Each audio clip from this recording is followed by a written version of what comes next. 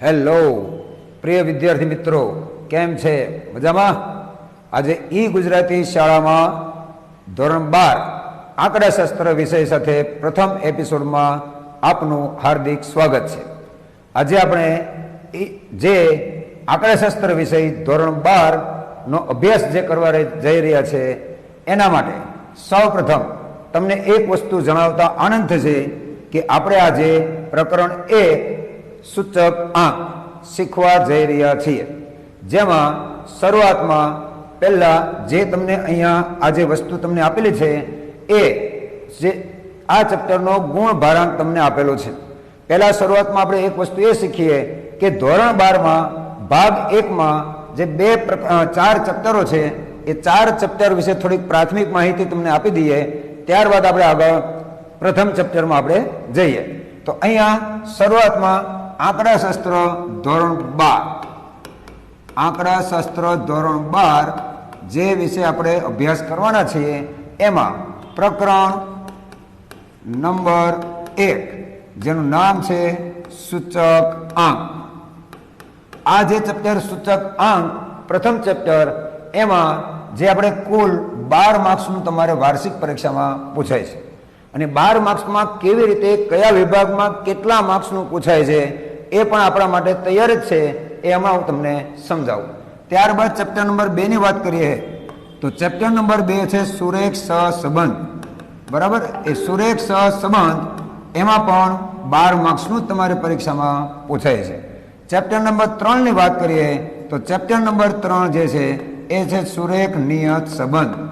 બરાબર, આ સુરેખ નિયત સંબંધ એમાંથી પણ તમારે 12 માર્ક્સનું પૂછાય છે. અને ચેપ્ટર નંબર અંતિમ એટલે કે ચોથું ચેપ્ટર જેનું નામ છે સામયિક શ્રેણી. બરાબર, આ સામયિક જે શ્રેણી છે એમાંથી પણ તમારે 12 માર્ક્સનું પૂછાય છે.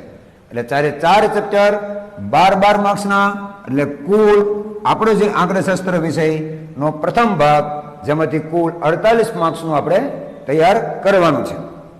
આ જે 48 માર્ક્સ છે એ ખૂબ જ એટલા સહેલા ચેપ્ટરો છે, એટલા સહેલા પ્રકરણ છે કે રમતા રમતા હસતા હસતા સરસ મજાનો ટાઈમ આપણો જતો રહેશે અને આપણે શીખી જઈશું, જેને આપણને ખબર પણ નહીં પડે કે આપણે 4 ચેપ્ટર કેમ શીખી ગયા.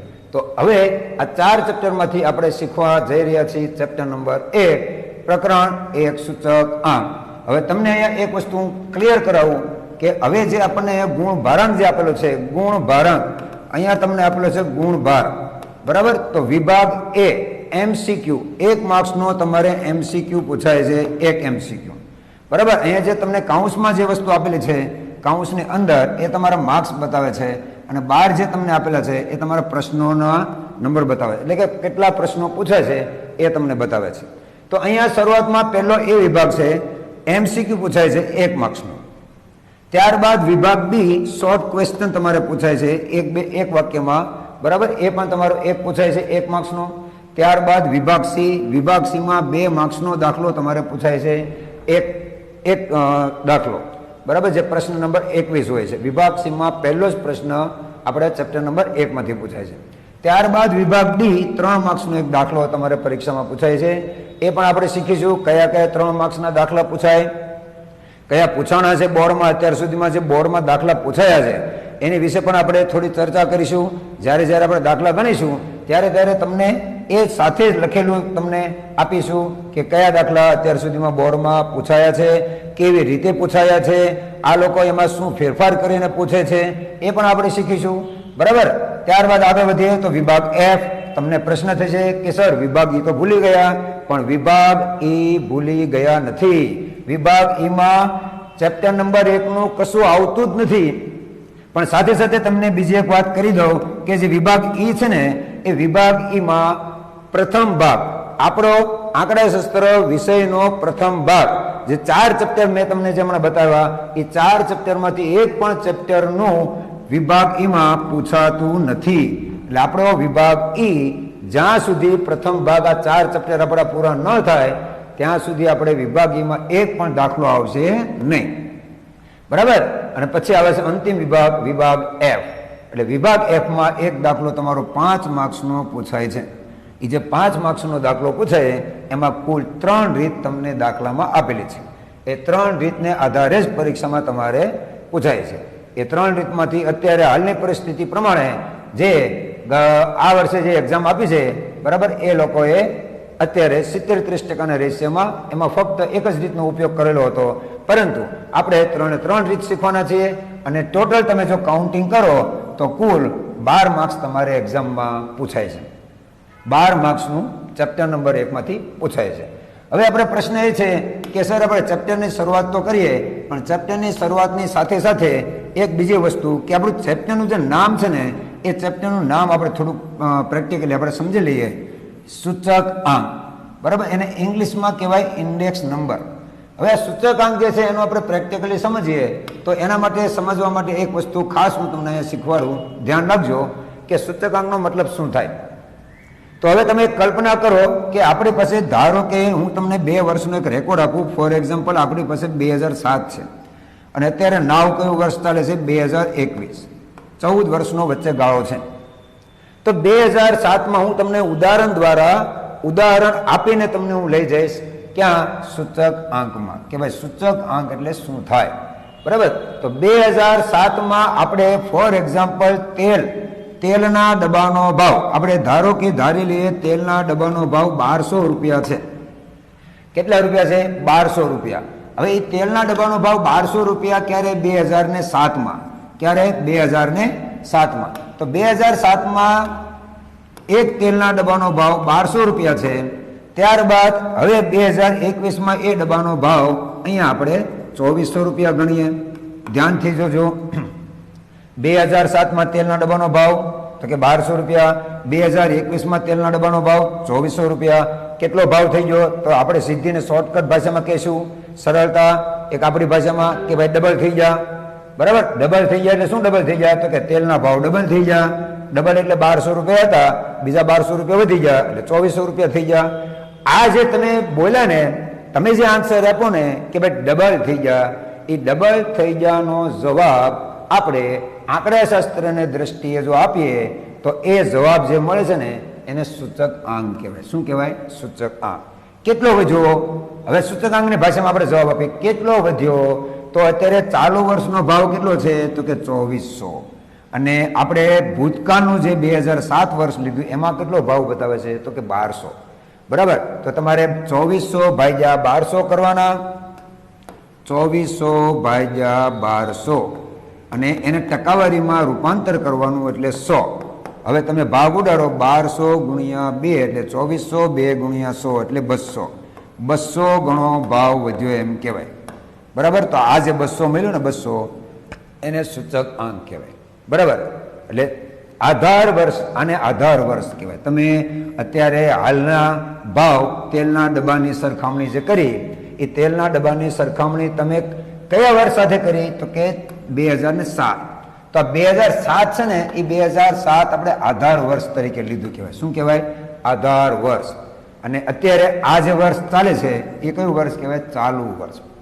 તો ચાલુ વર્ષ અને આધાર વર્ષ આ બે શબ્દો જે નવા આવ્યા એ ખાસ અગત્યના છે કે ભાઈ ચાલુ વર્ષની સરખામણીમાં આધાર વર્ષની સરખામણીમાં ચાલુ વર્ષમાં જે કંઈ ફેરફાર થાય છે, ભાવમાં થતા ફેરફાર, એ ભાવમાં થતા ફેરફારને આપણે એક સૂચક આંક તરીકે દર્શાવીશું. પણ એ આંક શોધવા માટે મેં તમને હમણાં જે આ સૂત્ર લખી દીધું, એ સૂત્રનો આપણે જે ઉપયોગ કર્યો એ કે આધાર વર્ષની સરખામણીમાં ચાલુ વર્ષમાં થયેલ ટકાવારી ફેરફાર. કેવો ફેરફાર? ટકાવારી ફેરફાર. આપણે કહીએ ડબલ નહીં, પણ 200 ગણો ભાવ વધ્યો એમ કહેવાય, એટલે કે ડબલ થઈ ગયો. ડબલ એટલે આપણે સૂચક આંકની દ્રષ્ટિએ તમે વિચારો ને તો ટકાવારી ફેરફાર કહેવાય, બરાબર. આધાર વર્ષની સરખામણીમાં ચાલુ વર્ષના ભાવમાં થતો ટકાવારી ફેરફાર એને કહેવાય સૂચક આંક.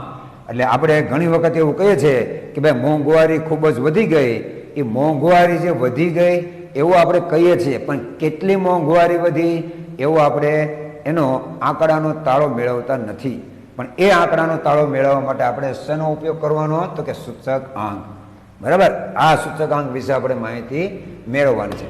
એક બીજી વસ્તુ સાથે સાથે તમને ક્લિયર કરાવી દઉં કે આ જે બધી વસ્તુ આપણે શીખવાના છે ને 12મા ધોરણના આંકડાશાસ્ત્રમાં જે કાંઈ ચેપ્ટરો આપણે શીખવાના છીએ ને, એ ચેપ્ટરો ખૂબ જ અગત્યના છે. તમારે ભવિષ્યમાં જ્યારે જ્યારે ગમે ત્યાં કોઈ પણ જગ્યાએ તમને આ ડગલે ને પગલે ઉપયોગમાં બનશે, ઉપયોગમાં આવશે એવા આપણા બધા ચેપ્ટરો છે. વ્યવહારિક દ્રષ્ટિએ પણ ઘણી બધી જગ્યાએ ઉપયોગમાં આવશે. બરાબર, તો આપણે ચેપ્ટરની શરૂઆત કરીએ. તમે પણ તૈયાર રહેશો, બરાબર? ભણવા માટે એટલા તમે અંદરથી ઉત્સુક છો એ મને ખબર છે.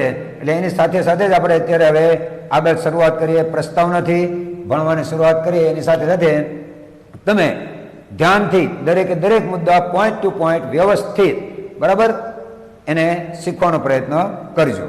ચાલો, તો શરૂઆત આપણે કરીએ. પહેલું છે પ્રસ્તાવના. શું પ્રસ્તાવના?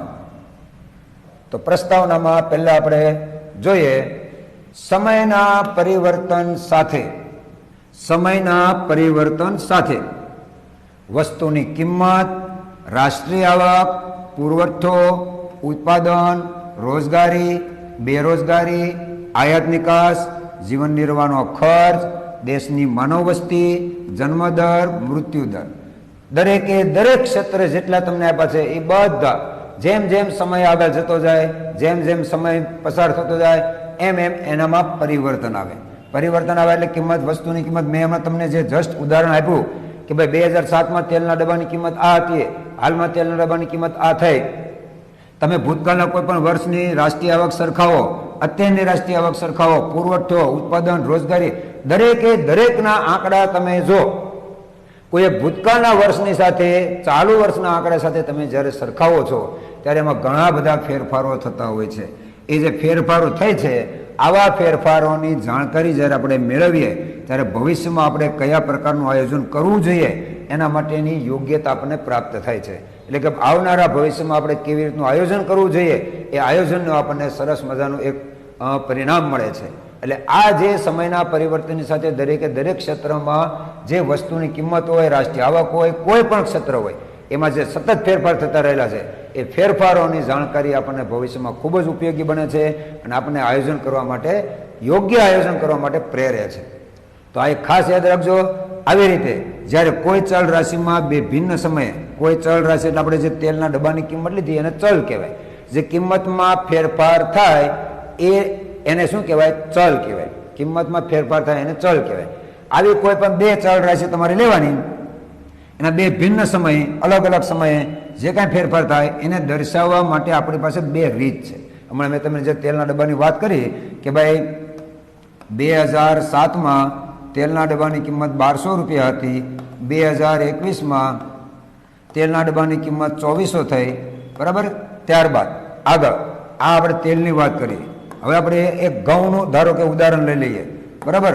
તો 1 કિલો ઘઉંનો ભાવ ધારો કે 2007માં 12 રૂપિયા હતો, અત્યારે એનો ભાવ આપણે 18 રૂપિયા થઈ ગયો, બરાબર? તો હવે તમે જોઈજો, આ જે બે રીત છે ને, બે રીતનું ઉદાહરણ હું તમને પ્રેક્ટિકલ સમજાવું. નિરપેક્ષ માપ, તફાવતની રીત. નિરપેક્ષ માપ એટલે કે કોઈ એકબીજા ઉપર ડિપેન્ડન્ટ ન હોય, તફાવત એટલે એને તફાવતની રીત કહેવાય. તો તફાવતની દ્રષ્ટિએ આપણે જોઈએ તો 2400માંથી 1200 રૂપિયા તમે જો બાદ કરો, 2400 રૂપિયામાંથી 1200 રૂપિયા બાદ કરો એટલે આપણે તફાવત કેટલો આવ્યો? તો કે 1200 રૂપિયા તફાવત આવ્યો. એટલે તફાવતની દ્રષ્ટિએ જોઈએ તો આપણે એમ કહી શકીએ કે 1200 રૂપિયા ભાવ વધ્યો, બરાબર?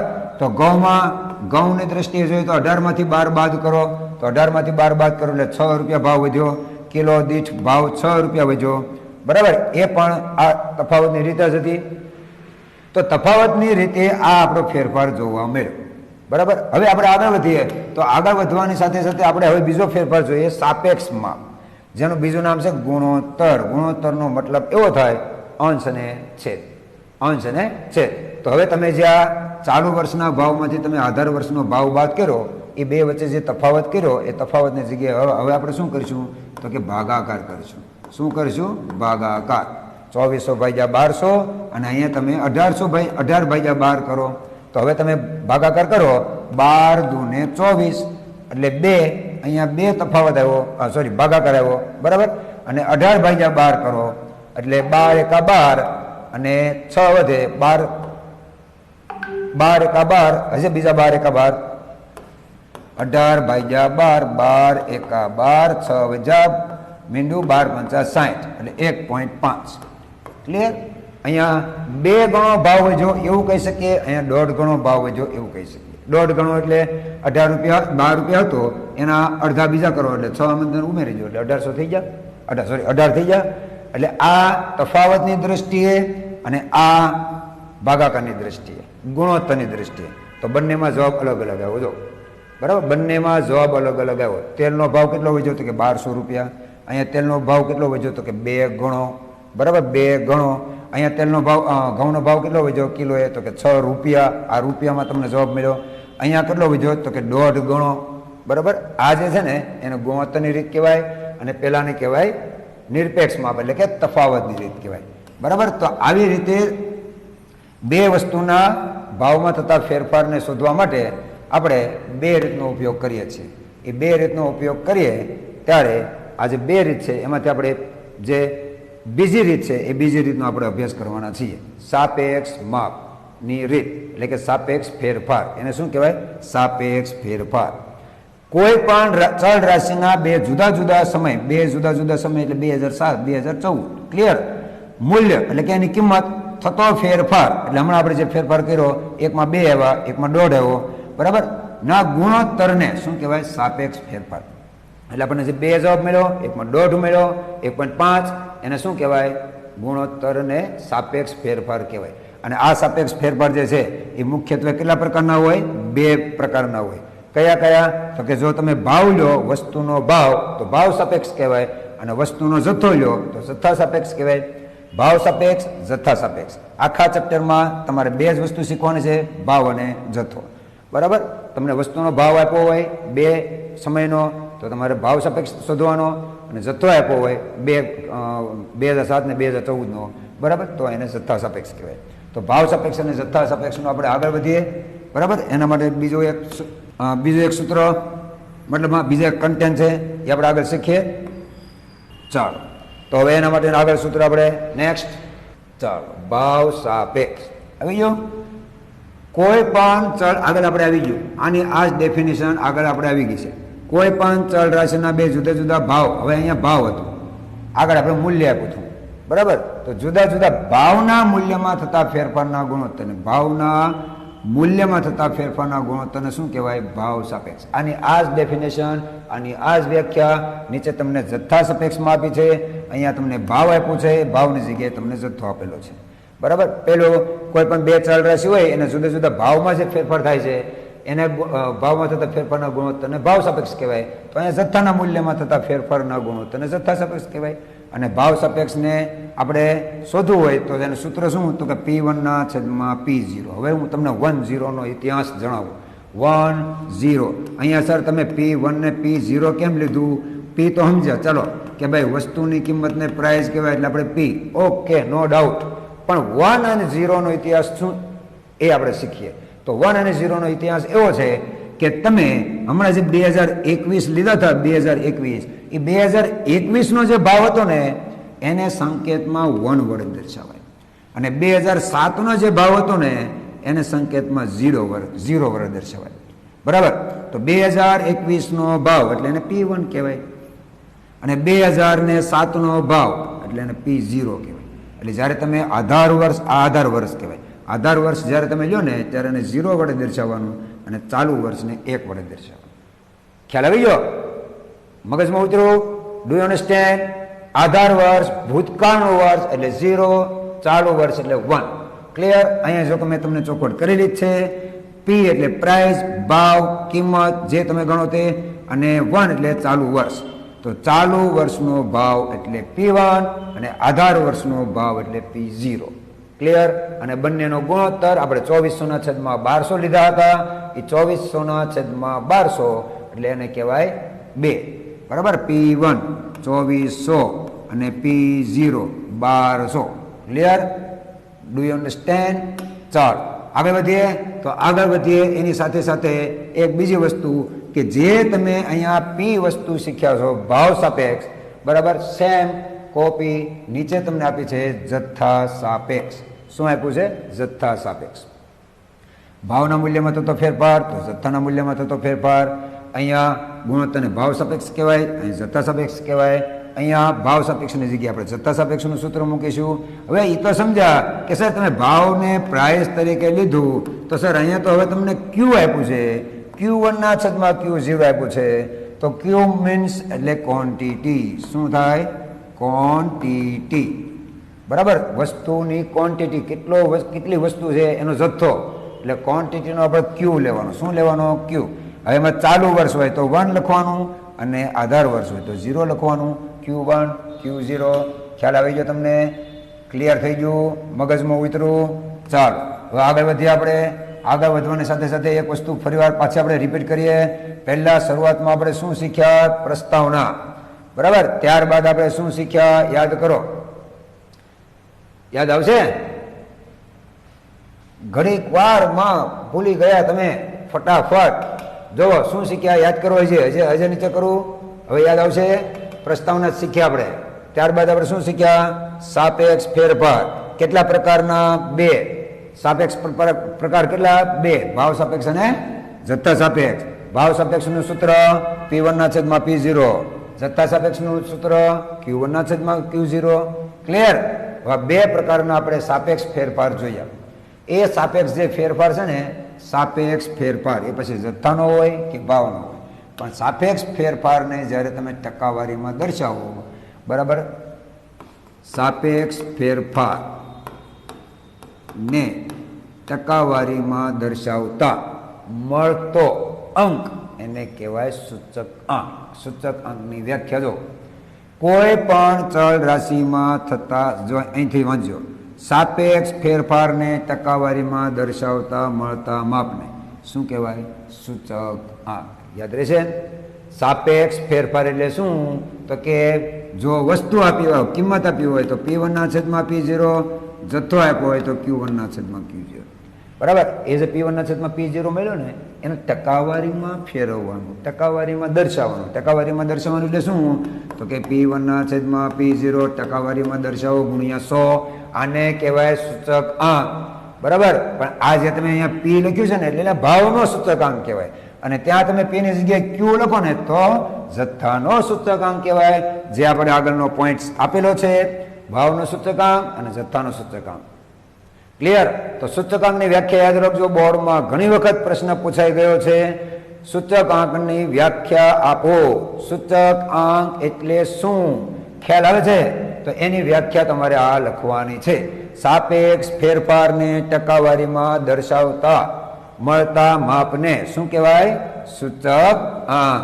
અને વેરી મોસ્ટ ઇમ્પોર્ટન્ટ, તેને સંકેતમાં શેના વડે દર્શાવાય?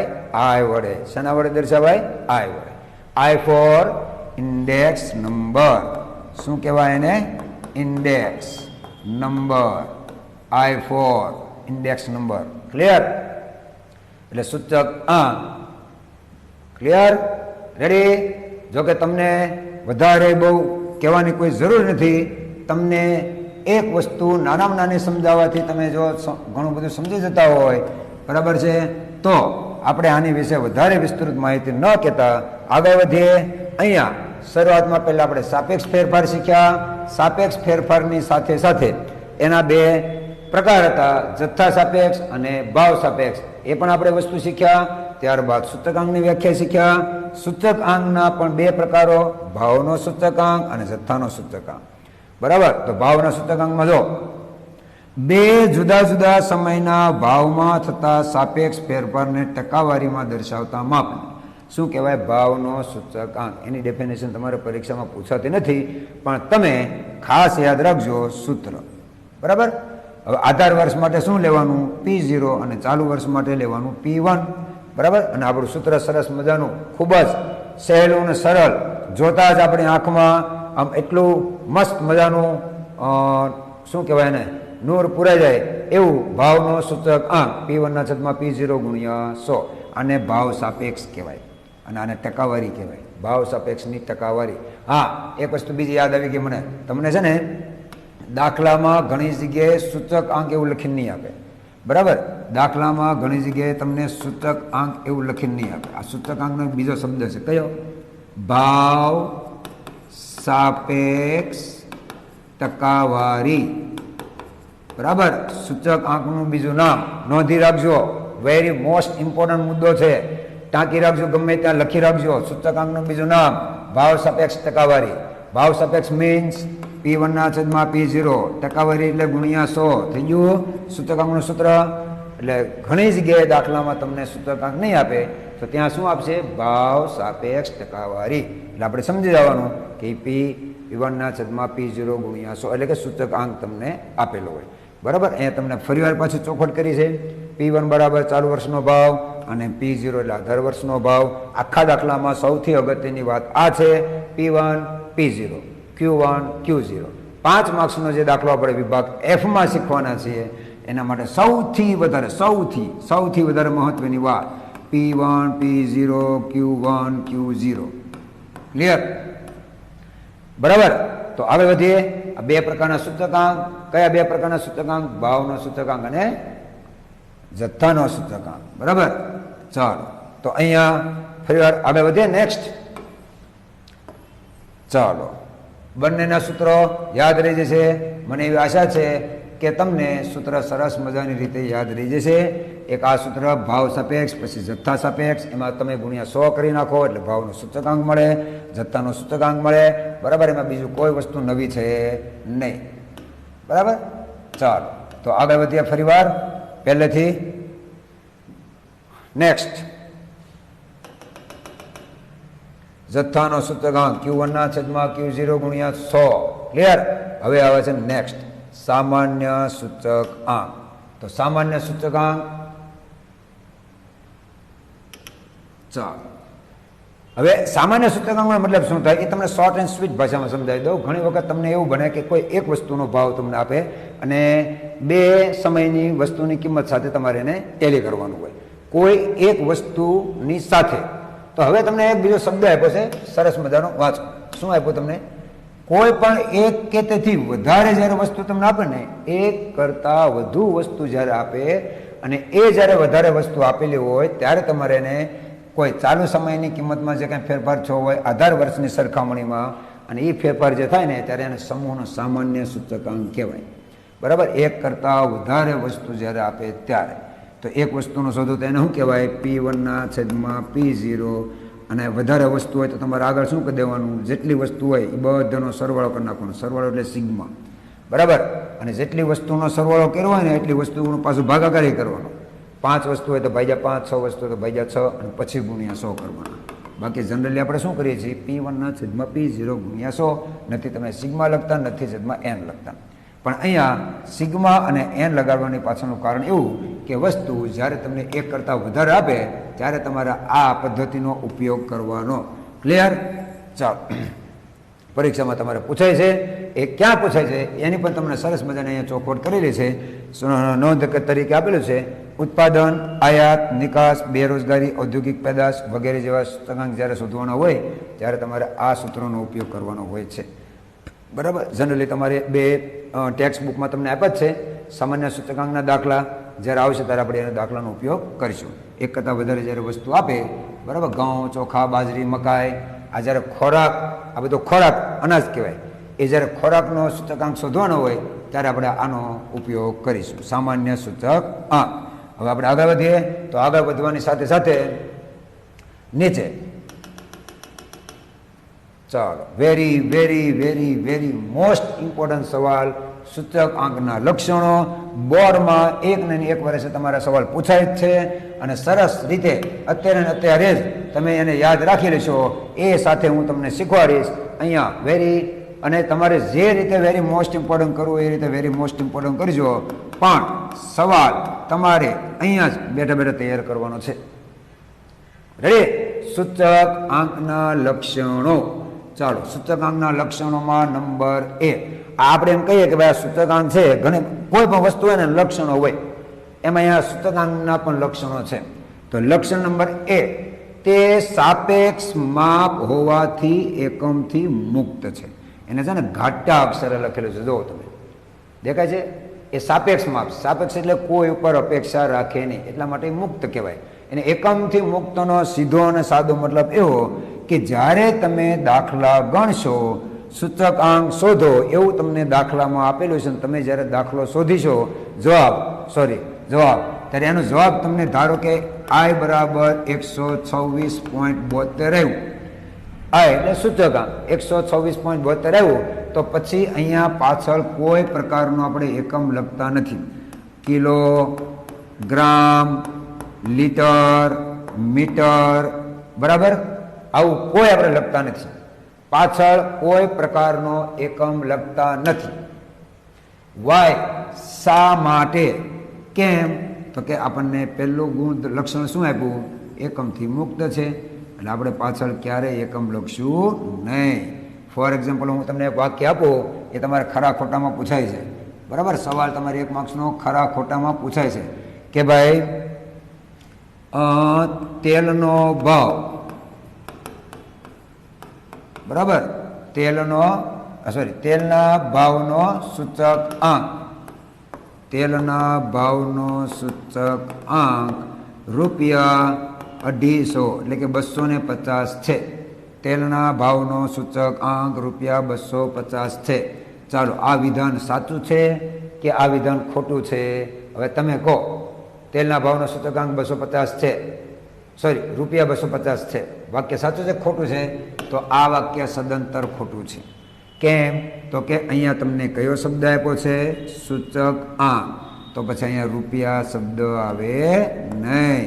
કેમ?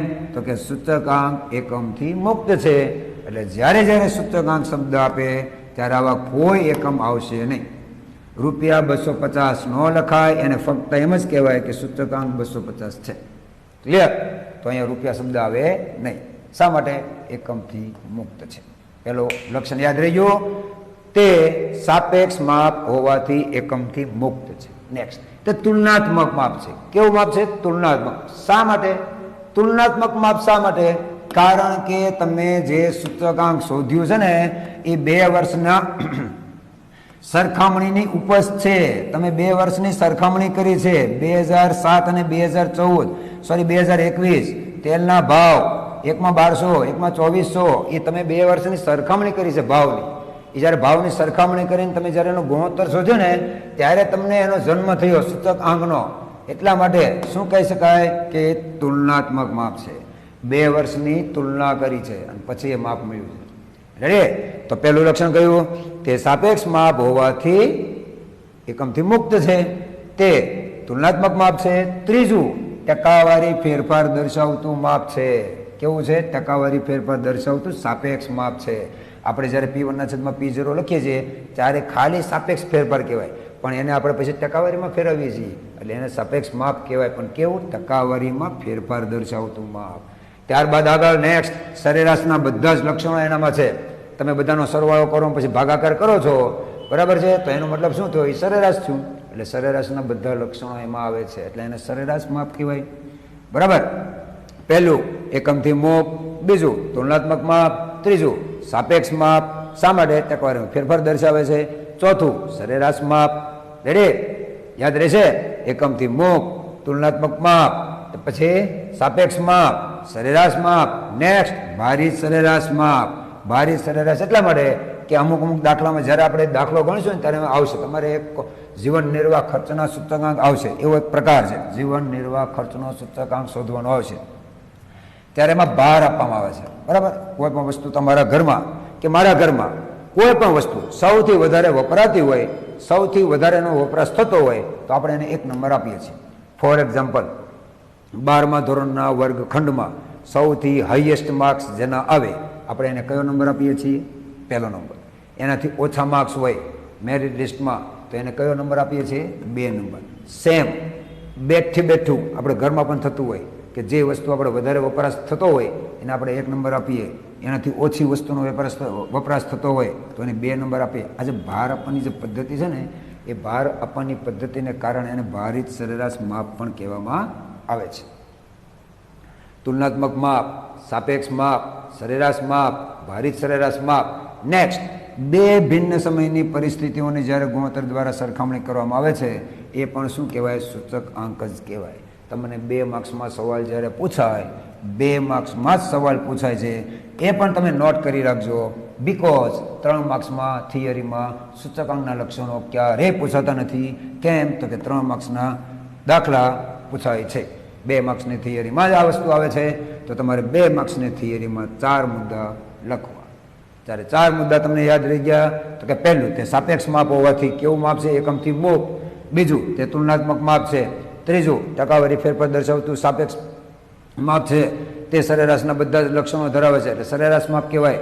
તે ભારિત સરેરાશ માપ પણ છે અને 2 ભિન્ન સમયની પરિસ્થિતિઓની સરખામણી પણ કરે છે ગુણોત્તર દ્વારા. બરાબર? કદાચ છેલ્લું યાદ ન રહે, કોઈ ચિંતા કરવાની જરૂર નથી. આપણે તો 2 માર્ક્સનો સવાલ પૂછાય તો કેટલા મુદ્દા લખવાના? 4 મુદ્દા લખવાના. કેટલા મુદ્દા લખવાના? 4 મુદ્દા લખવાના. ક્લિયર? આ થયું સૂચક આંકના લક્ષણો. આશા રાખું છું કે આપને સરસ રીતે તમને લક્ષણો યાદ રહી ગયા હશે. બરાબર? અને યાદ રાખવાના જ છે એ પણ હું તમને કહું છું. ચાલો આગળ. હવે જે આપણે સવાલ શીખવાના છીએ ને એ તમારે પરીક્ષામાં ઘણી વખત જોકે પૂછાતું જ નથી. બરાબર? પણ અને ઘણી વખત પૂછાતું નથી એટલે એનો મતલબ કહેવાનો ભાવાર્થ મારો એવો કે અત્યાર સુધીમાં ક્યારેય એવું પૂછાણું નથી. સૂચક આંકના ઉપયોગો જણાવો. પણ મારો કહેવાનો મતલબ એવો છે કે કદાચ પૂછાય તો આપણે લખવું જરૂરી છે. બરાબર? કંઈ આપણે ભગવાન તો છીએ નહીં કે આપણે અગાઉથી ભવિષ્યવાણી કરીએ કે ભાઈ આ પરીક્ષામાં પૂછાય નહીં. બરાબર? એવું આપણે કહી શકીએ નહીં. પણ આપણે શીખવું એ આપણી ફરજ છે અને મારે શીખવાડવું એ મારી ફરજ છે, તમારે શીખવું તમારી ફરજ છે. ક્લિયર? તો હવે આપણે શીખીએ સૂચક આંકના ઉપયોગો. બરાબર? ઘણા બધા છે, શોર્ટ ફટાફટ શીખીએ કેમ કે જે આપણે ઘણું બધું શીખવાનું બાકી છે. તો શરૂઆતમાં પહેલા વ્યાપારી પરિસ્થિતિનો આ બધી જગ્યાએ જોજો, આ બધી જગ્યાએ સૂચકાંક ઉપયોગમાં આવે છે. અને જ્યારે તમે અમુક ન્યૂઝપેપર ખોલીને બેસશો ને એટલે આમાંથી કેટલી વસ્તુ તમને જાણવા મળશે. કેટલી વસ્તુના આંકડા તમને દરરોજ ટીવી ન્યૂઝમાં જુઓ, ન્યૂઝપેપરમાં જુઓ. બરાબર? એમાં તમને આ બધા આંકડા દેખાતા જ હોય. આગળ વધીએ. ચાલો, પહેલું વ્યાપારી પરિસ્થિતિનો સૂચક આંક. દેશમાં જ્યારે ધંધોનો વેપારની આર્થિક પરિસ્થિતિ, વ્યાપારી પ્રવૃત્તિ જ્યારે થતી હોય ત્યારે એના અભ્યાસ માટે આ સૂચકાંકનો ઉપયોગ થાય છે. ધંધા અને વેપાર કે ભાઈ હાલની પરિસ્થિતિ પ્રમાણે કેવી આર્થિક પરિસ્થિતિ છે, આની પહેલાં કેવી પરિસ્થિતિ હતી, 5 વર્ષ પહેલાં કેવી હતી અને અત્યારની પરિસ્થિતિ કેવી છે, એના અભ્યાસ માટે વ્યાપારી પરિસ્થિતિનો સૂચકાંક ઉપયોગમાં આવે છે. ત્યારબાદ જથ્થાબંધ ભાવનો સૂચકાંક. જ્યારે દેશમાં ભાવ સપાટીમાં જે કાંઈ ફેરફાર થતો હોય અને ફુગાવો જ્યારે હોય ત્યારે ફુગાવાને નિયંત્રણમાં રાખવા માટે તમારે શું કરવો પડે? તો કે જથ્થાબંધ ભાવનો સૂચકાંક જોવો પડે. ત્યાં એના ઉપરથી તમે જે કંઈ વસ્તુના ફુગાવો હોય એ ફુગાવાને તમે કાબૂમાં લઈ શકો. ત્યારબાદ જીવન નિર્વાહ ખર્ચનો સૂચકાંક. Very most important. તમારે આનો દાખલોમાં પરીક્ષામાં 3 માર્ક્સમાં પૂછાય છે. નાણાંની ખરીદ શક્તિ નક્કી કરવા. તમારી આવક જેટલી હોય એ આવક સામે તમે કેટલી ખરીદ શક્તિ ધરાવો છો એનો પણ તમારે પરીક્ષામાં દાખલો પૂછાય છે. 1 માર્ક્સનો શોર્ટ ક્વેશ્ચન પણ પૂછાય છે.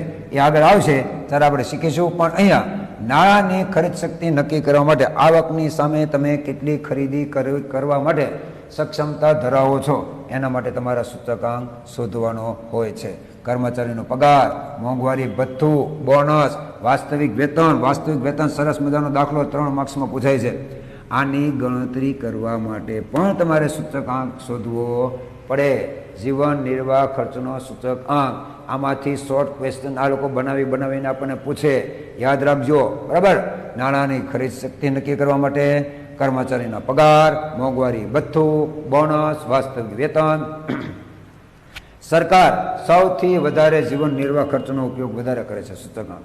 બરાબર? કેમ કે દર વર્ષે કર્મચારીનો પગાર વધારવાનો હોય, મોંઘવારી ભથ્થું વધારવાનું હોય. તમે ઘણી વખત ન્યૂઝમાં સાંભળતા હશો કે ભાઈ આ વર્ષે સરકારી કર્મચારીઓને એક લહાણી શેની? તો કે પગારમાં વધારો, મોંઘવારી ભથ્થામાં એટલા ટકા વધારો. એ શાના આધારે નક્કી કરે? સૂચકાંકના આધારે.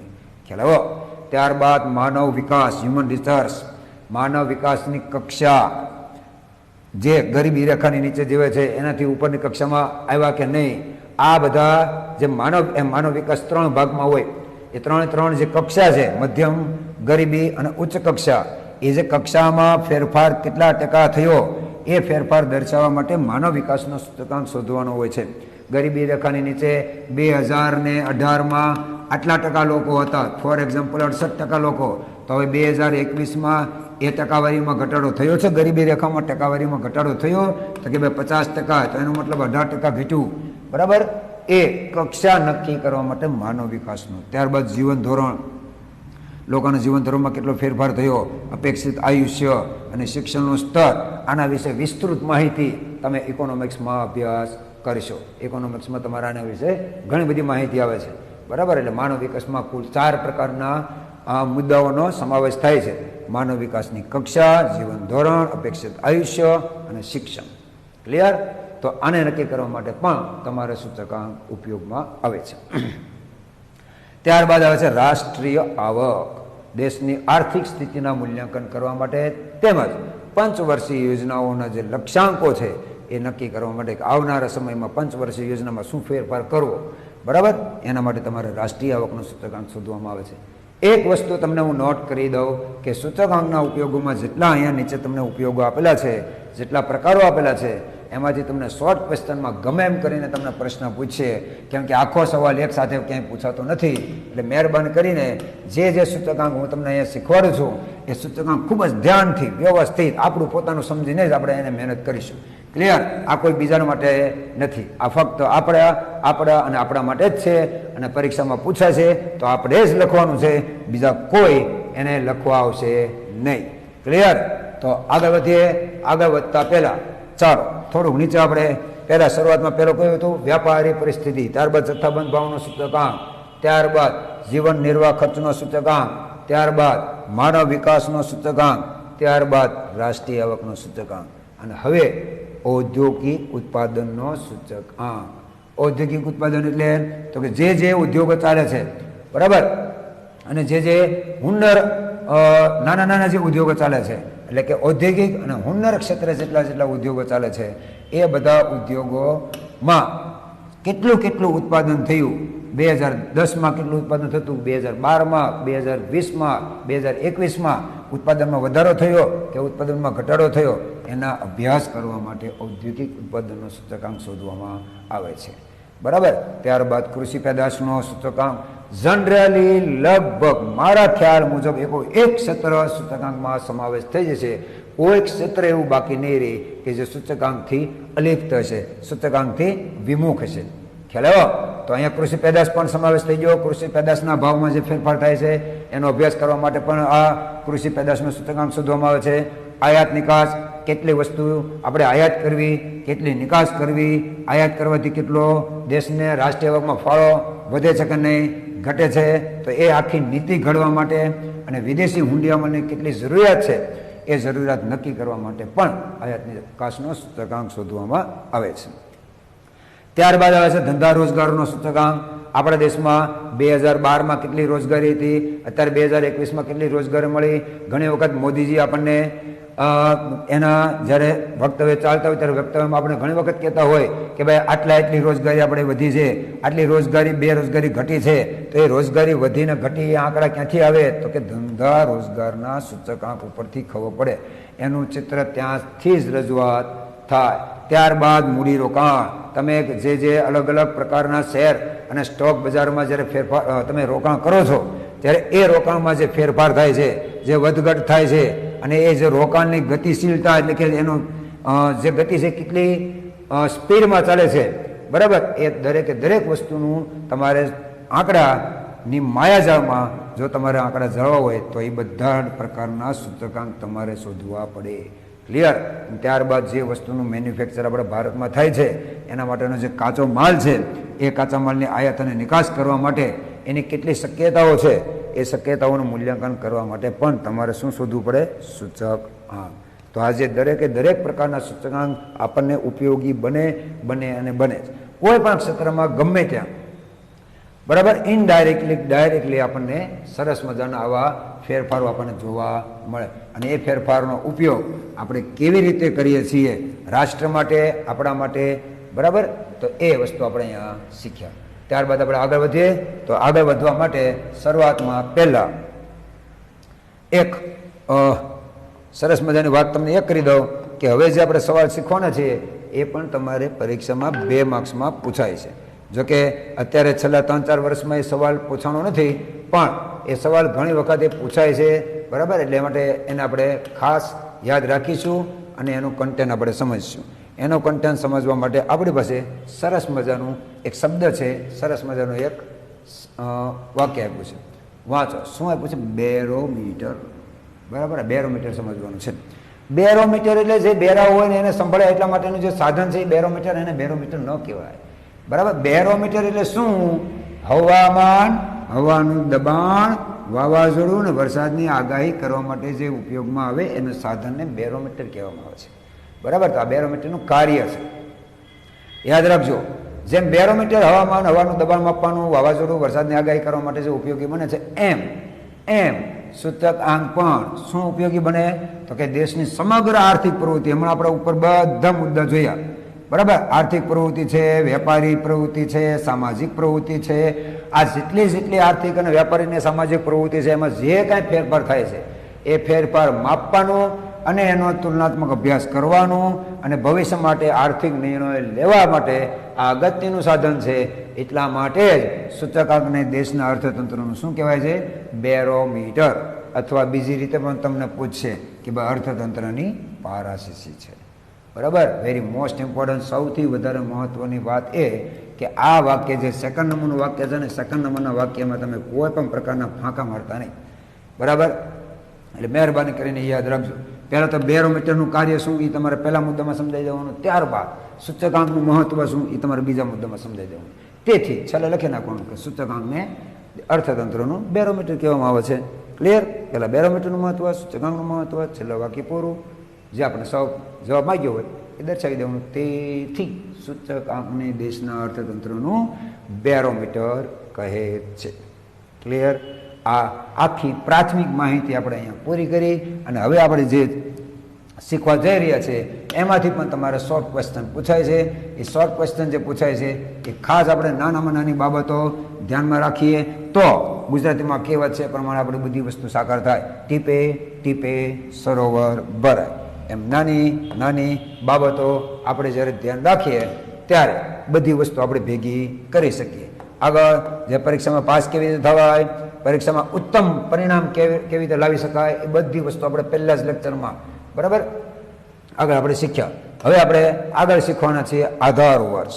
જો કે આધાર વર્ષ એટલે આપણે આગળ શીખ્યા જ છીએ, હમણાં આપણે શબ્દ આવી ગયેલો હતો, પણ આધાર વર્ષને હવે થોડી ડિટેલમાં માહિતી અહીંયા તમને આપેલી છે. અને એમાંથી 1 માર્ક્સનો સવાલ પણ ફરજિયાત ઘણી વખત મોસ્ટલી 95% તમારી પરીક્ષામાં પૂછાય છે. આધાર વર્ષ. તો આધાર વર્ષ એટલે શું? જ્યારે કોઈ વસ્તુના ભાવમાં થતો ફેરફાર, વસ્તુના ભાવમાં થતો ફેરફાર એટલે 1200, 2400 યાદ રાખજો. બરાબર, વસ્તુના ભાવમાં થતા ફેરફારને ભૂતકાળના કોઈ નિશ્ચિત વર્ષના એ જ વસ્તુના ભાવ સાથે જ્યારે તમે સરખામણી કરો ને ત્યારે એ જે તમે નિશ્ચિત વર્ષ લીધેલું હતું ને, નિશ્ચિત વર્ષને શું કહેવાય? આધાર વર્ષ. ભૂતકાળનું આધાર વર્ષ હંમેશા ભૂતકાળનું જ હોવું જોઈએ. નીચે લખેલું સીધો આધાર વર્ષ ભૂતકાળનું નિશ્ચિત વર્ષ હોવું જોઈએ. અગાઉનું વર્ષ કહેવાય ને, પહેલાનું વર્ષ કહેવાય. બરાબર, અને એને જ આધાર વર્ષ તરીકે તમે લઈ શકો. હું તમને એમ કહું જ્યારે 2021માં તેલના ડબ્બાનો ભાવ 2400 છે, બરાબર, તો હવે 2026માં તેલના ડબ્બાનો ભાવ તમે ફિક્સ કહી શકો કેટલો હોય? આને તમે આધાર વર્ષ તરીકે લઈ શકો કે ભાઈ 2026માં જે ભાવ હશે એના આધારે હું એમ કહું કે અત્યારે 2400 રૂપિયા ભાવ છે. ઇમ્પોસિબલ, એ વાક્ય જ ખોટું છે. તમે એવું કહી જ ના શકો કે 2026માં જેટલો ભાવ હશે, જેટલો ભાવ, કેટલો ભાવ, જેટલો, તમે આંકડો બોલી શકો નહીં. બરાબર, પણ ભૂતકાળમાં તમે જો જતા રહો, બરાબર, 2007માં, તો તમને કદાચ થોડુંક રિસર્ચ કરો, થોડીક જાણકારી મેળવો, બરાબર, તો તમને ખબર પડશે કે 2017માં 1200 રૂપિયા ભાવ હતો. આની સરખામણીમાં અત્યારે કેટલો થયો? 2400. તો એના આધારે તમે કહી શકો કે 1200 રૂપિયા વધ્યો. એટલે ભૂતકાળનું જ વર્ષ હોવું જોઈએ. આધાર વર્ષ ભૂતકાળનું જ આવે, અગાઉનું વર્ષ કહેવાય ને, એને પહેલાનું વર્ષ કહેવાય, ક્યારે ભવિષ્યનું હોય નહીં. ક્લિયર? તો વસ્તુના ભાવમાં થતા ફેરફારને ભૂતકાળના કોઈ પણ વર્ષ નિશ્ચિત વર્ષ સાથે એ જ વસ્તુના ભાવ જ્યારે સરખાવવામાં આવે ત્યારે નિશ્ચિત વર્ષને કહેવાય આધાર વર્ષ. અને આધાર વર્ષ નું બીજું નામ શું? તો કે ભૂતકાળનું નિશ્ચિત વર્ષ કહેવાય, અગાઉનું વર્ષ કહેવાય, પહેલાનું વર્ષ કહેવાય. રેડી? આગળ વધીએ. નેક્સ્ટ. હવે ચાલુ વર્ષ. આધાર વર્ષ તો સમજ્યા. હવે ચાલુ વર્ષ. ચાલુ વર્ષ એટલે શું? તો કે જે વર્ષના ભાવને તમે આધાર વર્ષના ભાવ સાથે સરખાવો છો, જે વર્ષના ભાવને આધાર વર્ષના ભાવ સાથે તમે સરખાવો છો એ વર્ષને ચાલુ વર્ષ કહેવાય. જે વર્ષના ભાવને આધાર વર્ષના ભાવ સાથે તમે સરખાવો છો, બરાબર, એને કહેવાય ચાલુ વર્ષ અથવા પ્રવર્તમાન વર્ષ. શું કહેવાય? પ્રવર્તમાન વર્ષ. ચાલો આગળ. આધાર વર્ષ, ચાલુ વર્ષ, પ્રવર્તમાન વર્ષ. ક્લિયર? આગળ વધીએ. હવે આધાર વર્ષ જે છે, આધાર વર્ષ, બરાબર, આપણે એમ કહીએ કે ભાઈ 2007, 2008, 2009, 1999, 1997, 1893, 1853, ઇમ્પોસિબલ. તમે ગમે તે વર્ષ ના બોલી શકો. કેમ? તો કે એના માટે પણ અમુક પ્રકારના નીતિ નિયમો છે. કયા નીતિ નિયમો છે? તો હવે નીચે આપણે યાદ રાખીએ. 1 માર્ક્સના સવાલ જવાબમાં ઘણી વખત એટલે ઘણી વખત પૂછાઈ ગયો છે. અને વેરી મોસ્ટ ઇમ્પોર્ટન્ટ સવાલ છે. તમે યાદ રાખજો. ન યાદ રહે તો દરરોજ સવારે ઉઠીને પહેલાં વાંચી લેજો, પણ યાદ રાખજો, અગત્યનો સવાલ છે એટલા માટે કહું છું. બાકી મને કોઈ તમને તમારી પાસે યાદ રાખવાનું, દબાણ કરવાનો કોઈ અધિકાર નથી. આધાર વર્ષની પસંદગી કરતી વખતે ધ્યાનમાં રાખવાની બાબતો વેરી મોસ્ટ ઇમ્પોર્ટન્ટ છે. જો કે તમે એમાં સમજી ગયા છો. આધાર વર્ષ કેવું હોવું જોઈએ એવો સવાલ તમને પરીક્ષામાં પૂછશે, બરાબર. હવે જ્યારે આપણે નેક્સ્ટ ટાઈમ જ્યારે મળીએ ને ત્યારે હું તમને એક વસ્તુ સરસ મજાની કહીશ. તમારે ટેક્સ્ટ બુક લઈને સાથે બેસવાનું. શું લઈને બેસવાનું? Text book. ટેક્સ્ટ બુક લઈને બેસો એટલે તમને તરત જ ખ્યાલ આવશે. હું તમને જેમ જેમ સમજાવતો જઈશ કે ભાઈ આ રીતનો તમારે 1 માર્ક્સના સવાલ જો પૂછાય છે તો તમારે ખોલવાનું ચોપડીમાં. ભાઈ ચોપડીમાં પેજ નંબર આટલા, સ્વાધ્યાય 2, બરાબર છે. સ્વાધ્યાયમાં વિભાગ બીમાં 7મો સવાલ કાઢો એટલે ફટાફટ તમને ખબર પડી જાય કે ત્યાં લખેલું છે કે આધાર વર્ષ કેવું હોવું જોઈએ. જમણા પેજ ઉપર એનો સવાલ છે. ક્લિયર? પણ એ ક્યારે? તમે ટેક્સ્ટ બુક લઈને બેસશો ત્યારે. તો આધાર વર્ષની પસંદગી કરતી વખતે ધ્યાનમાં રાખવાની બાબતો તમારે ક્યાંય સવાલમાં પૂછાતી નથી, પણ એના જે કન્ટેન્ટ છે ને એની અંદર જે મુદ્દા છે ને તમારી પરીક્ષામાં પૂછાય છે. જે વર્ષ તમે પસંદ કરો ને સામાન્ય હોવું જોઈએ અથવા પ્રામાણ્ય હોવું જોઈએ. પ્રામાણ્ય એટલે શું? તો કે એ વર્ષ તમે નક્કી કરેલું હોવું જોઈએ. કે કેવું હોવું જોઈએ? તો કે નીચે જે સેકન્ડ નંબરનો સવાલ આપ્યો ને એ ન હોવું જોઈએ, એટલે એને પ્રામાણ્ય કર્યું છે.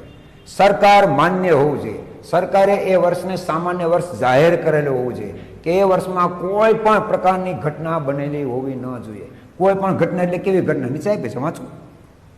સેકન્ડ નંબરમાં આપી છે કુદરતી કે માનવ સર્જિત આફતો, કે માનવ સર્જિત આફતો, કે રાજકીય ઉથલપાથલ, કે આર્થિક તેજી મંદી કોઈ પણ પ્રકારની હોવી જોઈએ ને એનાથી મુક્ત હોવું જોઈએ.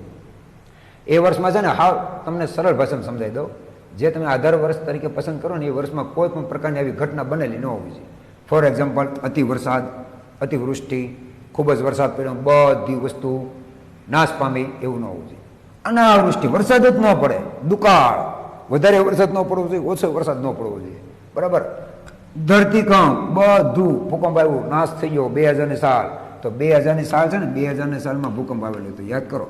તો એ આ વર્ષને તમે આધાર વર્ષ તરીકે લઈ ન શકો. 2006માં પાણી આવ્યું હતું, પૂર, બરાબર. તો એ પૂર જે આવેલું છે એમાં પણ તમે એ વર્ષને આધાર વર્ષ તરીકે પસંદ ન કરી શકો. 2008માં મંદી આવેલી હતી, યાદ કરો. ખૂબ જ અઢળક એવી ભયંકર મંદી, બરાબર. તો અહીં લખેલું છે આર્થિક તેજી મંદી, એ પણ ન હોવું જોઈએ. તો આને પણ તમે આધાર વર્ષ તરીકે પસંદ ન કરી શકો, આને પણ પસંદ ન કરી શકો. આવા જે વર્ષ છે એ વર્ષમાં કોઈ પણ પ્રકારની ઘટના બનેલી હોવી ન જોઈએ. પછી એ કુદરતી હોય કે કૃત્રિમ હોય, એટલે કે માનવ સર્જિત આફતો. માનવ સર્જિત આફતો એટલે માનવ દ્વારા ઉત્પન્ન થયેલી. એમાં કઈ કઈ વસ્તુ આવે? યુદ્ધ, બળવો, હુલ્લડો, હડતાલ, આંદોલન. હવે છે ને આના ઉપરથી પણ મને સરસ બધાનું યાદ આવી ગયું કે આપણે અત્યારે નાવ 2021 ચાલે છે, બરાબર. હવે 2020 પણ આવું જ ગયું. કોરો કટ, કોઈ વસ્તુ કાંઈ નહીં, બધા ઘરે, બરાબર. તો એ વર્ષ તમે આધાર વર્ષ તરીકે પસંદ ન કરી શકો. 2021માં પણ એ જ ચાલે છે, એ પણ તમે નહીં લઈ શકો. 2022માં ભગવાનને ખબર શું થશે. આધાર વર્ષ તરીકે આપણે પસંદ કરી શકીએ એ ભગવાનને પ્રાર્થના કરવાની કે ભાઈ હે ભગવાન, 2022ને અમે આધાર વર્ષ તરીકે પસંદ કરી શકીએ એવી શક્તિ તું આપજે, એવું તું ધ્યાન રાખજે કે અમે એને 2022ને આધાર વર્ષ તરીકે પસંદ કરીએ. શા માટે? તો કે 2022માં કોઈ પ્રકારની એવી કુદરતી કે માનવ સર્જિત આફતો ઊભી ન થાય અને રાજકીય ઉથલ પાથલ પણ ન થાય, બરાબર. હડતાલો, આંદોલન, આવું કોઈ વસ્તુ થવી જોઈએ નહીં. છેલ્લા 10 વર્ષમાં તો તમે એકે વર્ષને પસંદ જ ન કરી ન શકો, કેમ કે છેલ્લા 10 વર્ષમાં કાંઈક નાના છૂની કોઈ પણ વસ્તુ ઘટના બની જ છે, બરાબર. ઘટના બનતી જ રહે છે. એટલે આપણે આ વસ્તુ યાદ રહેશે તો સરસ મજાનો પહેલો કન્ટેન્ટ કે ભાઈ આધાર વર્ષ પ્રામાણ્ય કે સામાન્ય હોવું જોઈએ. ત્યારબાદ બરાબર પ્રામાણ્ય એટલે કે સામાન્ય એટલે કેવું, સામાન્ય એટલે કેવું વર્ષ હોવું જોઈએ, તો કે કોઈ પણ વસ્તુ કુદરતી કે માનવ સર્જિત આફતોથી ઘેરાયેલું હોવું ન જોઈએ, બરાબર. તમને સવાલ જ્યારે 1 માર્ક્સમાં પૂછાય ત્યારે તમારે ખાસ આ સવાલ જવાબ લખવાનો. આધાર વર્ષ કેવું હોવું જોઈએ, તો પહેલો મુદ્દો આધાર વર્ષ, પછી બીજું નીચે આવડા મુદ્દો પણ લખવાનો, વેરી મોસ્ટ ઇમ્પોર્ટન્ટ. ત્રીજો મુદ્દો, ભૂતકાળનું બહુ દૂરનું વર્ષ પણ ન હોવું જોઈએ, ભૂતકાળનું બહુ દૂરનું વર્ષ પણ ન હોવું જોઈએ. ફોર એક્ઝામ્પલ અત્યારે 2021 છે, બરાબર. હવે તમે 2000ની ખાલી વાત કરો, 21 વર્ષનો ગાળો, 21 વર્ષમાં તો કેટલો ફેરફાર થઈ જાય.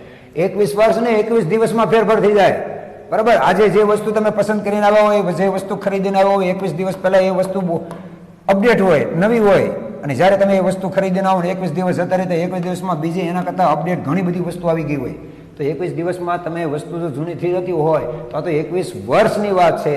21 વર્ષ પહેલાં જે વસ્તુના ભાવ હોય એ વસ્તુના ભાવની સાથે તમે અત્યારના ભાવની સરખામણી ન કરી શકો કોઈ સંજોગોમાં, કેમ કે એના જે પરિણામો આવે ને એ પરિણામો ખૂબ જ ભયંકર આવે. તમે એ વસ્તુને સરખામણી કરીને તમે જે નિર્ણય લેવા માંગતા હોય નિર્ણય સાવ ખોટા પડે.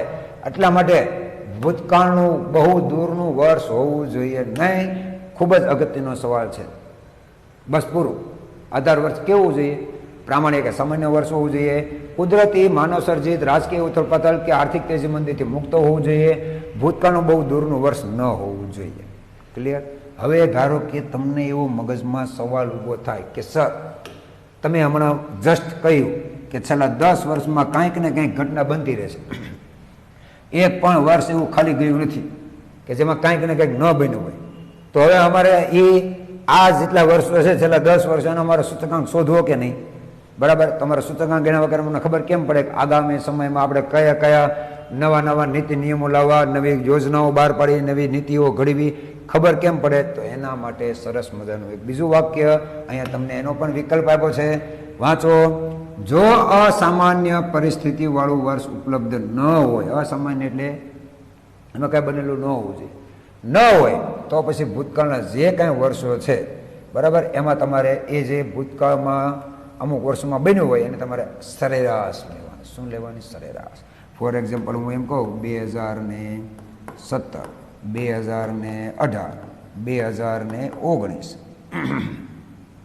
હવે 2018માં ખૂબ જ આપણે ગુજરાતમાં હુલ્લડો, તોફાનો, હડતાલ બળતાલ બધું થયું. તો આ વર્ષને આપણે આધાર વર્ષ તરીકે પસંદ તમે ન કરી શકો. તો તમારે કરવાનું શું? આમાં કાંઈ નહીં બન્યું, આમાંય કાંઈ નહીં બન્યું. તો પછી તમારે શું કરવાનું? તો કે 2017, 2018, 2019 આ ત્રણેયના ભાવ જે હોય ને, ત્રણેયના ભાવ એને તમારે સરવાળો કરવાનો.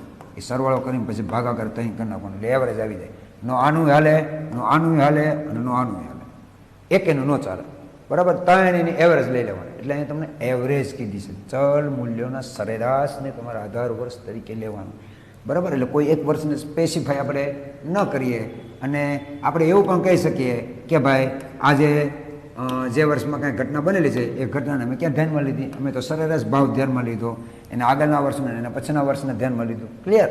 રેડી. ચાલો નેક્સ્ટ. આ રીતમાં પ્રત્યેક વર્ષે આધાર વર્ષ કેવું રહે છે? સ્થિર. પણ સોરી, આ જે મુદ્દો છે ને એ અહીંયા ખોટો છે. આ મુદ્દાને આપણે આમાં જવા દેવાનો છે પહેલી રીતમાં, બરાબર. જ્યારે પહેલી રીતના મુદ્દા શીખીને ત્યારે આ મુદ્દો નીચે આવે છે, આપણે ભૂલમાં અહીંયા છપાઈ ગયો છે. ચાલો આગળ વધીએ. તો હવે જે વસ્તુ શીખ્યા, બરાબર,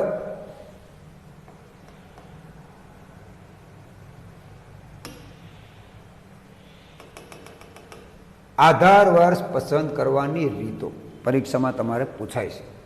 આ 1 માર્ક્સના સવાલ જવાબમાં પરીક્ષામાં પૂછાય છે.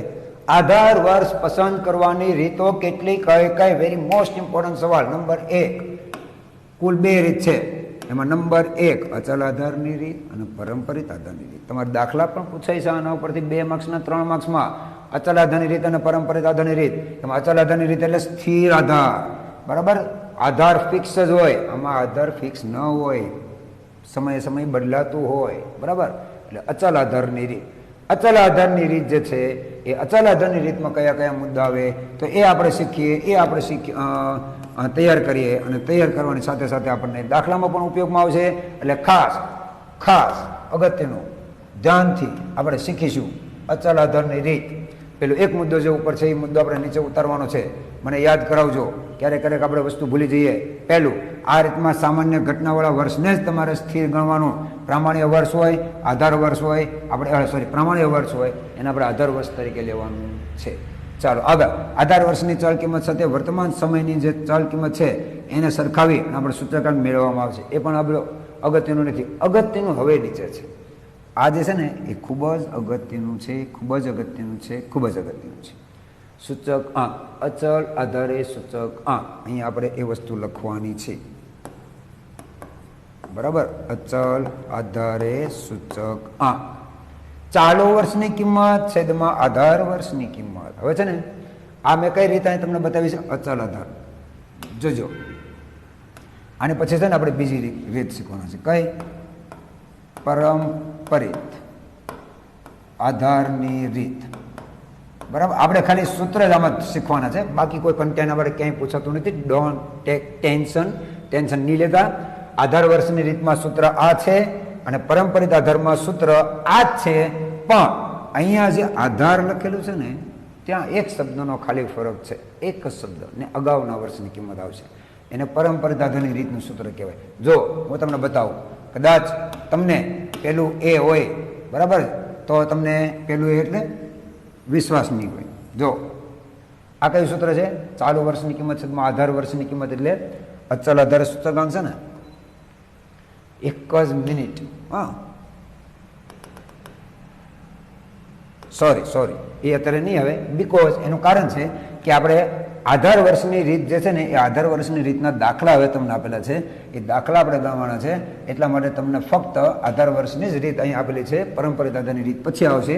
તો અચલ આધારની રીતે જ્યારે સૂચકાંક શોધવાનું આવશે ત્યારે ખાસ યાદ રાખજો કે તમારા સૂત્ર યાદ રાખવાનું છે.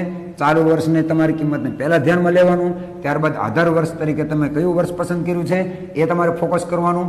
ચાલુ વર્ષને સંકેતમાં P1 કહેવાય, આધાર વર્ષને સંકેતમાં P0 કહેવાય. એ આપણે આગળ શીખી ગયા, બરાબર? એના માટેનું અહીંયા મેં બાજુમાં કિંમત પણ લખેલું છે, સોરી P1 અને P0 પણ લખેલું છે. એક ધ્યાનમાં લેવાનું, આધાર વર્ષ તરીકે કયું વર્ષ પસંદ કરવાનું ને એ તમને દાખલામાં ચોખવટ કહે છે. ચોખવટ કરીને આપશે કે ભાઈ આને આધાર વર્ષ તરીકે લેવાનું, 2009ને આધાર વર્ષ તરીકે લો, એવું તમને ચોખવટ કરીને આપશે. તમે ચિંતા નહીં કરો, બરાબર છે? ચિતા સમાન છે. આપણી ચિતા સળગે નહીં ત્યાં સુધી આપણને ન મૂકે, એટલે ચિંતા નહીં કરો. હવે આમાં જે એક વાક્ય બાકી રહી ગયું હતું એ વાક્ય તમારે ઉપરથી લખવાનું છે. એ ખૂબ જ અગત્યનું છે. કેમ અગત્યનું છે? કેમ તો કે એ તમારે સવાલ એક શોર્ટ ક્વેશ્ચનમાં પૂછાય છે. કયું? આ તમારા શોર્ટ ક્વેશ્ચનમાં ઘણી વખત બોર્ડમાં પૂછાઈ ગયું છે. આ કઈ રીતમાં પ્રત્યેક વર્ષ બદલાતું રહે છે? આમાં બદલાય, આમાં સ્થિર રહે. બદલાય છે આમાં બદલાય. તો તમારે એવો પણ સવાલ પૂછાય કે કઈ રીતમાં પ્રત્યેક વર્ષે આધાર વર્ષ સ્થિર રહે છે? કઈ રીતમાં? અચલ આધારની અચલ, જે ક્યારેય ચલમાં ફેરફાર ન થાય એને અચલ કહેવાય. ચલ એટલે ફેરફાર, જે ફેરફાર ન થાય એને અચલ કહેવાય, બરાબર? એટલે કઈ રીતમાં દર વર્ષે આધાર વર્ષ બદલાતું રહે છે? બરાબર? કઈ રીતમાં દર વર્ષે આધાર વર્ષ બદલાતું રહે છે? ખોટું, આ ખોટું છે, પ્રશ્ન ચિહ્ન આવે, બરાબર છે? તો કયું આવે? બદલાતું રહે, પરંપરિત. અને બદલાતું ન રહે, અચલ આધારની રીત. ક્લિયર? ખ્યાલ આવી ગયો? જેટલી વસ્તુ આપણે શીખ્યા એ દરેક વસ્તુ આપણને ખ્યાલ આવી ગયો છે. ફરીવાર એકવાર આપણે પાછું એકવાર પુનરાવર્તન કરી લઈએ. કે જેથી આપણે સરસ મજાની સારામાં સારી રીતે આપણે એને ફોલો કરી શકીએ અને પરિણામ લાવી શકીએ. તો હવે અહીંયા આપણે એક જ મિનિટ શીખીએ. માઇક્રોમાં કરી દઉં છું તમને. ચાલો, અને પછી આપણે પૂર્ણવિરામ તરફ જઈએ. તો શરૂઆતમાં પહેલાં આપણે જે શીખ્યા એ યાદ કરો. તમે શું શીખ્યા? સાપેક્ષ ફેરફાર. કેટલા પ્રકારના? બે પ્રકારના, ભાવ સાપેક્ષ અને જથ્થા સાપેક્ષ. ત્યારબાદ સૂચકાંક શીખ્યા. સૂચકાંકના પણ બે પ્રકાર, ભાવનો સૂચકાંક, સામાન્ય જથ્થાનો સૂચકાંક. ત્યારબાદ સામાન્ય સૂચકાંક શીખ્યા. એક કરતાં વધારે વસ્તુ હોય ત્યારે તમારે સામાન્ય સૂચકાંક શોધવાનો આવે. Very most important. સૂચકાંકના લક્ષણો શીખ્યા, 5 લક્ષણો. બરાબર, વેરી મોસ્ટ ઇમ્પોર્ટન્ટ. 6ઠું લક્ષણ નહીં લખો તો ચાલશે. એકમથી મુક્ત, સરેરાશ તુલનાત્મક માપ, સાપેક્ષ માપ, સરેરાશ માપ, ભારિત સરેરાશ માપ. ક્લિયર? સૂચકાંકના ઉપયોગ સરસ મજાના આપણે 11 શીખ્યા, 11-12. ત્યારબાદ સૂચકાંકના દેશના અર્થતંત્રનું બેરોમીટર કહેવામાં આવે છે. વેરી મોસ્ટ ઇમ્પોર્ટન્ટ સવાલ હતો, એ પણ 2 માર્ક્સમાં પૂછાય છે. આધાર વર્ષ કોને કહેવાય, ચાલુ વર્ષ કોને કહેવાય અને આધાર વર્ષ કોને કહેવાય તો આપણે સમજ્યા. પણ આધાર વર્ષ પસંદ કરતી વખતે ધ્યાનમાં રાખવાની બાબતો, એમાં પહેલા 3 મુદ્દા એ ખૂબ જ અગત્યના છે. પરીક્ષામાં 1 માર્ક્સનો શોર્ટ ક્વેશ્ચન તમારા પરીક્ષામાં પૂછાય છે. 1 માર્ક્સના સવાલ તો બીજું પણ પૂછાય છે. આધાર વર્ષની પસંદગીની રીત કેટલી? 2, અચલ આધાર અને પરંપરિત આધાર. એમાં અચલ આધારની રીતમાં જે આપણે સૂત્ર શીખ્યા, એ સૂત્ર ખાસ યાદ રાખવા જેવું છે. ખૂબ જ અગત્યનું સૂત્ર છે. પોઈન્ટ. બરાબર, ક્લિયર? તો અહીંયા આપણે પ્રથમ ચેપ્ટર સૂચકાંકમાં સરસ મજાના જે મુદ્દા શીખ્યા, એ મુદ્દાનું ફરીવાર જ્યારે આપણે પાછા મળશું ત્યારે એક પ્રાઇમરી બેઝ ઉપર ફક્ત અને ફક્ત આપણે કેટલું યાદ રાખ્યું, કેટલું શીખ્યા, એના માટે એક સવાલ સાથે ફરીવાર પાછા મળશું. જો તમને આ વિડીયો પસંદ આવ્યો હોય તો તમે સરસ મજાનું અમારા સાઇટ ઉપર જઈને નીચે લાઈક કરજો અને ડિસ્ક્રિપ્શન બોક્સમાં આ તમારે જો ફાઇલ જોતી હોય તો એ ડિસ્ક્રિપ્શન બોક્સમાં તમને નીચે મળી જશે. એની પણ લિંક તમને મૂકવામાં આવશે. બરાબર, એ લિંક દ્વારા તમે આ જે મટીરિયલ છે એ મટીરિયલ પણ તમે મેળવી શકશો. અને તમને જો કોઈ બીજા પ્રશ્ન મૂંઝવતા હોય તો એ પ્રશ્નોની સાથે પણ તમારું સમાધાન થઈ શકશે. એ પ્રશ્નોનું સમાધાન કરવા માટે તમે અમને તમારા જે કાંઈ પ્રશ્નો હોય એ પ્રશ્નો તમે અમને મોકલી શકો છો. એના માટે પણ તમને એક લિંક ફોરવર્ડ કરવામાં આવશે. એ લિંક દ્વારા તમે તમારા પ્રશ્નોનું સમાધાન કરી શકો છો. અહીં આપણે લેક્ચર પૂરો કરીએ. નેક્સ્ટ એપિસોડમાં ફરીવાર પાછા મળશું.